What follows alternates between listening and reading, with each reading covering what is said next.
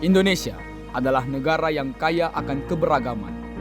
Beragam suku, bahasa, dan budaya menghiasi indahnya langit Nusantara yang terbentang luas dari Sabang sampai Merauke. Segala hal yang ada di Indonesia adalah sebuah anugerah dari Yang Maha Kuasa. Maka dari itu, membangun negeri yang besar ini merupakan tanggung jawab setiap pemuda Indonesia tanpa terkecuali.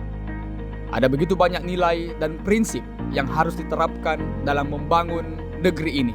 Salah satu yang terpenting adalah toleransi.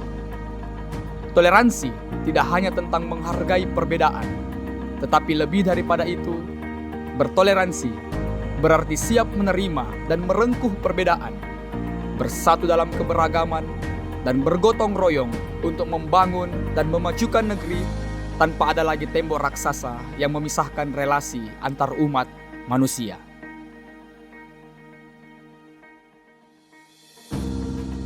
Tak ada lagi persoalan agama, tak ada lagi persoalan suku. Yang ada hanyalah Indonesia yang satu. Membangun negeri adalah panggilan bagi setiap pemuda-pemudi di seluruh tanah air. Dimulai dengan membangun kesadaran akan bertoleransi di setiap orang, di setiap tempat, dimanapun kita berada.